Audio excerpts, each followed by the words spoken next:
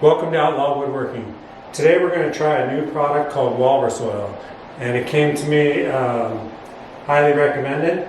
So this big charcuterie board, it needs to have something that's food grade capable, and that's what this is. So let's get started. And it's a two-part process. We're going to put the oil on right now today, and then wait 12 hours, so we'll have to wait till tomorrow. And then we'll put the wax on, and then it should be ready to go after that. Right away when putting the oil on the spalted maple, I see how beautiful this piece of wood is, and the oil really brings it out in it. So far I really like how it looks. Alright, we got both sides oiled with the walrus oil, and according to the directions we'll let it sit overnight before we put the wax on it. So far, I like the color of it. It has a nice natural tone to it. How to maintain your cutting board with walrus oil. Anyway, so far I like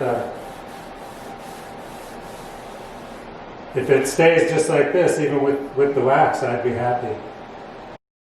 It has a nice look to it. Anyway, I'm looking forward to some cheese and wine on this thing tomorrow. The next day we apply the wax, and basically you apply a thin coat of wax, of the walrus wax, to the whole board, and then you wait 15 minutes and you buff it off. It really had a nice look to it. The wax didn't change the color much at all, actually, but it definitely had a really neat look to it when it was all buffed out and with the wax. I can't say enough about this spalted maple. It really has a cool color to it. This is the final look with the oil and the wax. It was a 2-day process, but I'm really happy with the way it looks. It has such a cool look to it.